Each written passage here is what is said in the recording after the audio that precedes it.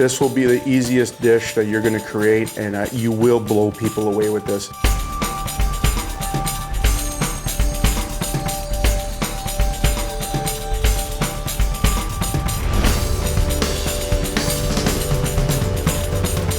Welcome everybody to Gourmet Crafted Catering Headquarters.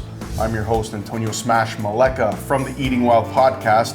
Alongside this guy right here, I know you heard him on our podcast, Mr. Chef Craig Baxter. He's been working with me for over 13 to 15 years, I'd say, Craig. Yep. And we've had you on the show. We've talked about your journeys out in New Zealand, working on Lord of the Rings and all these crazy movies out there. But you've been here 13 years with myself. Today, we're gonna do some demonstrating of stuff that we have locally. Yep. A lot of questions that we've been getting from fans, especially about this Lake Ontario salmon, which I can't wait to talk to you about. We're gonna incorporate our Eating Wild spices. We're gonna incorporate some crazy mushrooms. Talk about the salmon first. This fish is a local fish from Lake Ontario. I'll get into the sizing and stuff, but I gotta ask you this. Pin bones, when you were removing the pin bones out of the fish, have you ever heard of somebody keeping pin bones into the fish because at a high temperature of heat, they'll cook out? No. I in my career, I've never heard of that. Never? No. Scotland, New Zealand, Canada. I'm not saying it's not true, but I've never come across salmon where you could do that. So you removed all the pin bones from this fish here? Yeah. Okay, so just so everyone knows, we got this fish, it was around 25 inches. Now, the MNR in Ontario, they make it very, very clear that if you are gonna harvest a fish out of Lake Ontario, over 30 inches is a no-no. Why? Because of the high mercury levels. Right. They also say 2 fish per month is enough if you are gonna consume fish from Lake Ontario. Very important, and this is not stuff that we're making up here. This is coming from the MNR itself. So our fish here, you took it apart, you filleted it. Yep. You removed all the pin bones, correct? Yep. Removed the pin bones, took the skin off, so it's ready to go. And what are you planning on doing with this today? You want to make it easy for the people watching, right? Right. So I think about my father-in-law. He's a big hunter, Okay. big fisherman. Yeah. So I'm trying to think of dishes. I mean, he likes cooking, but he's not great at it. Right. So we were thinking of a dish that can incorporate all these beautiful local ingredients, Right. but make it simple for people to do at home.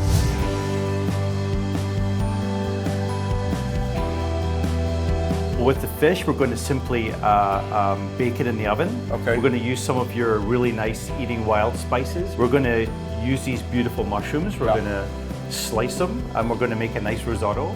Risotto will complement that beautifully. Risotto and salmon is a great combination. Now, let's be honest. A lot of people, when they hear the word risotto, they shit their pants. Right. I was just going to say it's going to be a hard dish to make, but you're going to make this easy, listen, right? it's not difficult. People get scared off by it. But we will make it and we will show you it's very easy. Okay, and, great, and this dish, I'm telling you right now, the dish that we're making today would be amazing for a dinner party. Awesome. So I just want to talk about the mushrooms quickly.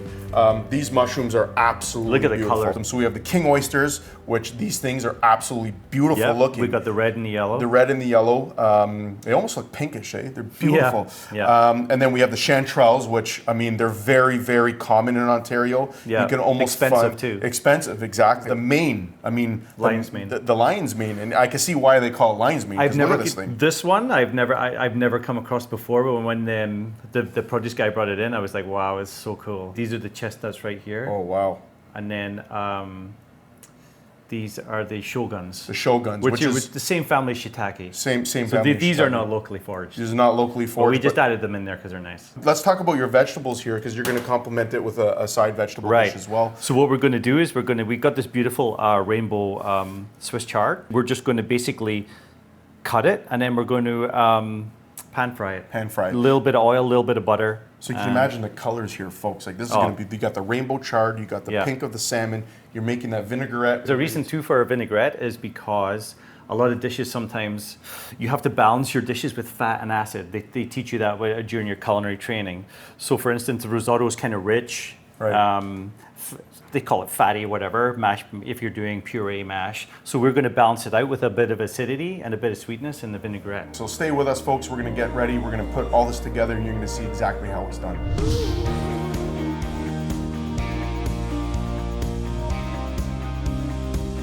So welcome back, guys. So we're going to start with the process. We're going to start with the risotto. We're going to start with seasoning the fish. We're going to get the chard all prepped up. Craig, I want you to do the honors, and you're going to pick one of our beautiful seasonings that we have created. Let's go talk through, about go it. through 3 of them. Key lime and lemon pepper. The one thing I do want to highlight about this key lime and lemon pepper seasoning is the actual lime seasoning itself. It was imported from Spain. This is what makes this different than most lemon pepper seasoning. Can you talk about seasoning when you are seasoning the fish?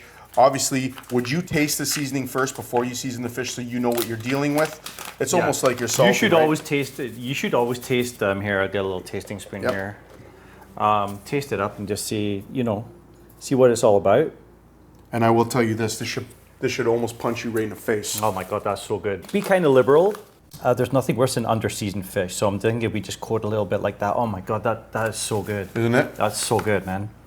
Can I take one of them home or? $30, man. Okay, so we'll do around that. I think that's going to be good. You did take the skin off of this, so this is perfect. You can almost exactly. Just set it right on a I think baking for sheet. people at home, just baking it in the oven will be perfect. And we're going to talk about temperature and stuff before we get in the oven. I got a massive question for you, and I get this question all the time. Drives me nuts, Craig. Is how long do I need to marinate a fish? And I know the answer to this. I want you to tell people because we go through this with our jerk chicken all the time. The longer it sits, the longer it marinates. I think the worse it is. And you tell me about the fish. We've learned over the years that marinating, I think for the fish on the day, maybe 3 or 4 hours. 3 or 4 hours. So we're just gonna lube it up. We're just gonna lube it up with a little bit of oil. Okay. Just so it stays nice and moist in the oven. Okay.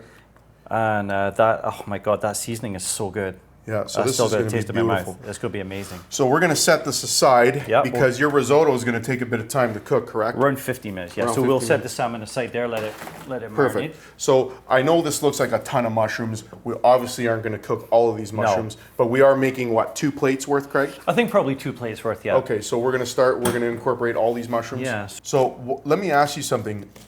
I remember the first time I've ever seen you stressed out of your brains. Yeah. And you were making a very, very similar dish to what you were prepping for today. Yeah. And that was a risotto with salmon. Yeah. And that was for my uncle Emilio's wedding. Yeah. And we were working together. We were catering. How many people was it? It was 300. Like 300, yeah. 300 people. And we had to make the risotto. It was a wild mushroom risotto. Yeah. And we did it with salmon. Yeah. It was a 4-ounce Oh bit my of salmon. God, I think we even did it with the vinaigrette. Yes, we did. Yeah. And you told me that it was the most nervous time you've ever had cooking risotto. I've made risotto all my life, and I've never been more nervous. Never been more nervous in my entire life than cooking the risotto for your family. And is that because of 300 Italians with opinions? But luckily it was. Luckily, it came out really It good. came out really good. Yeah, I'm just gonna use this stuff. Oh, I like the color there. Oh yeah, that's so beautiful, nice. man. So just a rough chop on your mushrooms. Just a rough chop. Yeah, you don't want it to disintegrate when you're of course. cooking, and you want to see the mushroom too, right? I could smell those Oh mushrooms. my God, these smell so nice. Holy moly. These ones we don't even have to cut. We don't even have to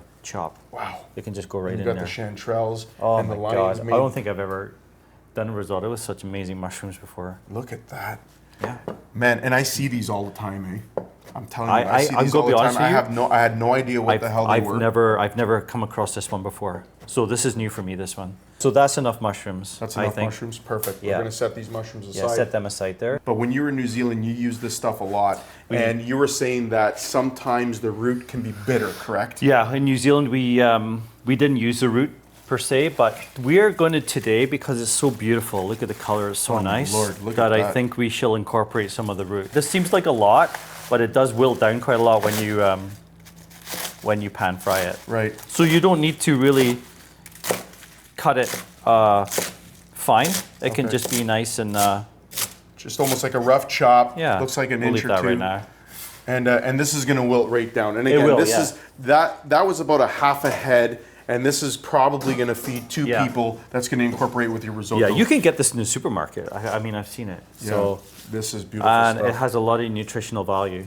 Right, and it's considered a superfood, correct? Yeah, it's very good for you. We've already marinated the salmon. We got the chard prep. Now, is there anything else that you're going to incorporate when we're cooking the mushrooms? Let's just talk about the process. Okay. You're going to start off with a base. So yeah, so with risotto, I usually start off with some chopped onions. Okay. Garlic. Yep. All these you can get from farmers markets. Okay. They have amazing garlic.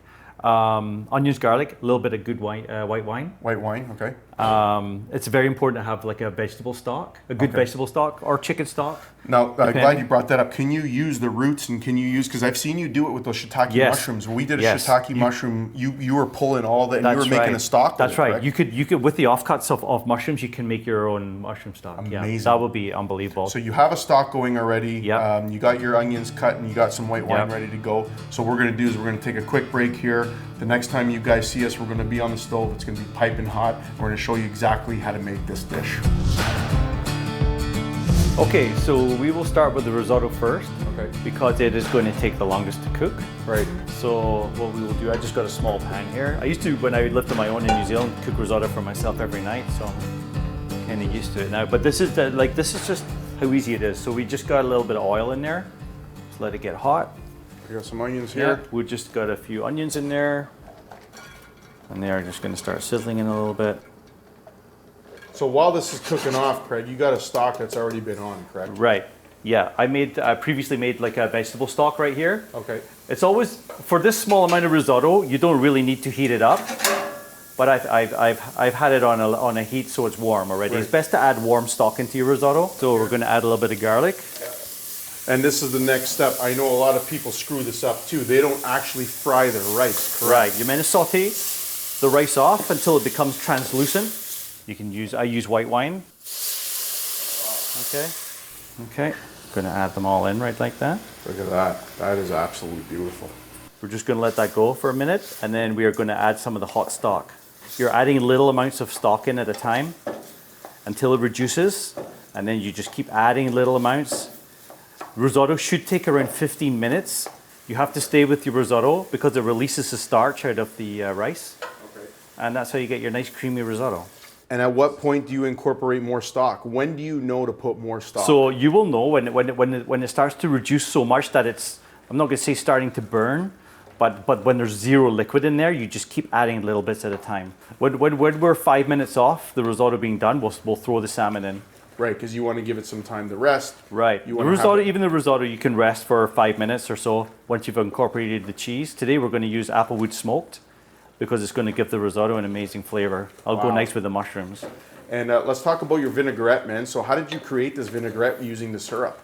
So I did it for a wedding one time, because you know, maple syrup and salmon are always a good combination. And it's like I remember we talked about before, the fat and the acid. Right. So I just thought it would be and clean eating, like especially with film. You know what it's like with all the actors that we cook for. Right. They're all in clean eating. I think that's the way that people like to eat now. And there's no cream, heavy cream, butter sauce. Those days are gone. So how's everything looking over there? Is it all coming together? It's coming together very nicely. Soon we'll be going to be putting in the salmon. One thing you do is you add your cheese right at the end. Yep. And a lot of people make the mistake of adding the cheese way too early, and that absolutely destroys it. It looks like it's splitting. That's the only thing I can think of when I think of people adding cheese too early to the risotto. And you really don't need it. I think if you get a really nice cheese like what you got, you have that beautiful applewood smoked cheese. Yeah. You add it right at the end, correct? Yeah, exactly. Yeah, I used applewood, so I love smoked cheese. Anything smoked, it just transforms the dish. And the cheese, adding the cheese at the end will give you that creamy texture of the risotto. This will be the easiest dish that you're going to create, and you will blow people away with this. You don't have to use always salmon.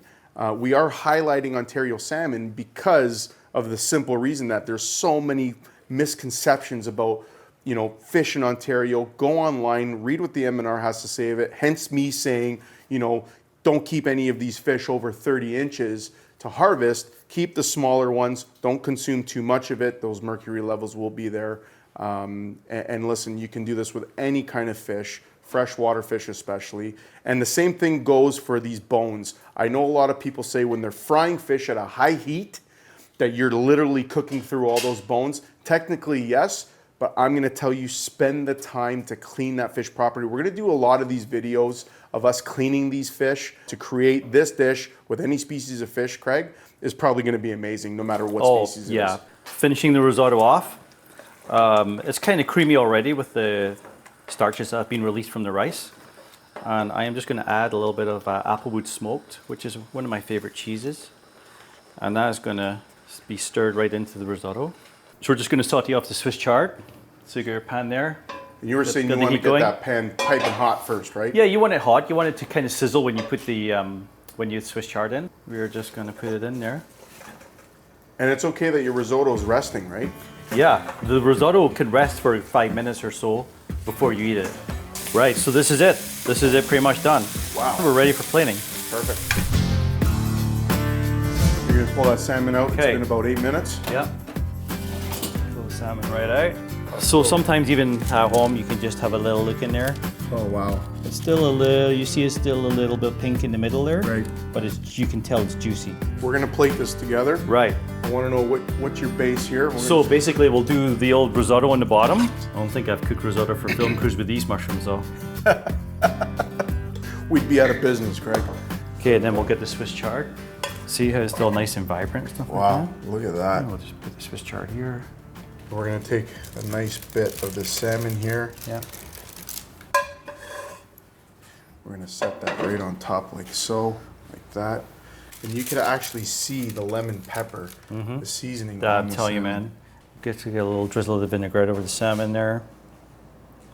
Maybe just a little bit around the plate, just so it looks all cool. We've got our old trusty garnish. The old edible flower petals, man. Oh, yeah, you eat with your eyes, right? Right.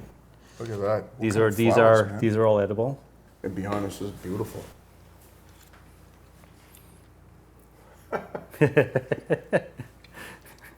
What I used to say to you every time I used to try your Yeah, stuff. I was just waiting for it. You son of a Son of a bitch. bitch. That is friggin' delicious.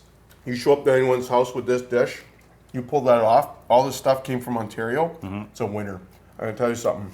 One thing I would say about this dish that nobody, absolutely nobody will ever be able to replicate, and I'm gonna tell you right now, is the vibrant colors. You eat with your eyes, the taste of the smoked cheese, those crazy, crazy mushrooms. I'm telling you right now, this is better than what you get at a And wedding. plating wise, for people at home, if you have nice bowls, you could plate it in a bowl. Yeah, the white really doesn't- brings you know, out all the colors. sometimes what you use to plate really it can enhance the dish too. Well, thanks for joining me today, Craig, here at the Eating Wild. Well, it's not even the Eating Wild kitchen. It's our kitchen here at Gourmet. Yeah, it is. Yeah, it's just at work. It's just at work, basically. We are going to post this this recipe on the Fishing Canada website for all you people that want to get your hands dirty and recreate this. Craig, thanks for taking the time. Oh, you're Let's go cook for another 1,000 people. Yeah, shall let's we? do it. We're out. Ciao.